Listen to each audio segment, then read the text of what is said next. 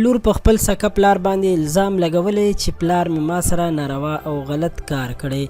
د دې خبر مکمل تفصیل او حقیقت څه دی، دا جینۍ څوک ده او د کوم ځای ده، او پلار یې ورسره رښتیا داسې غلط کار کړی او که نه هسې پروپیګنډه جوړه شوې ده. د ټولو معلوماتو نه ځان خبرولو لپاره دا ویډیو خامخا تر اخره وګورئ چې د ټول حقیقت نه خبر شئ.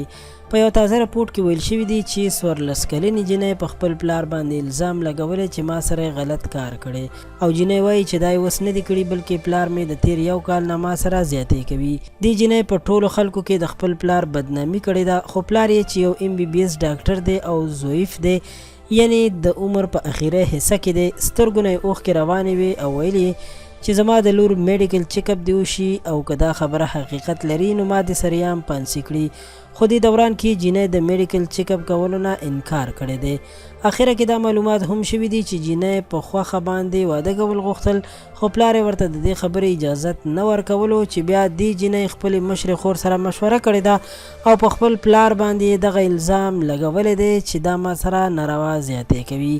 خو دا ټولې خبرې دروغ ثابت شوې. څومره د افسوس خبره ده چې مور پلار د اولاد لپاره ډیر تکلیفونه تیروي، او بیا دغه نالایقه اولاد د 2 روپو عاشقانو په مینه کې لیونی شي او په خپل پلار الزام لګوي، او د دې بدل کې دوی غواړي چې خپل یار سره د خوشحالۍ ژوند تیر کړي.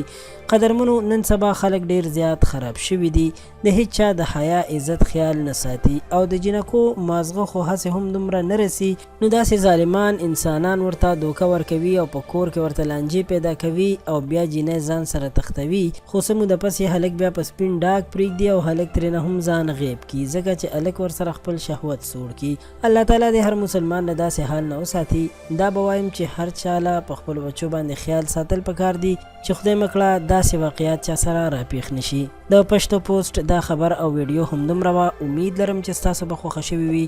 له نورو په زړه پورې معلوماتو لپاره زموږ چینل پښتو پوسټ سبسکرایب کړئ. ډیره مننه.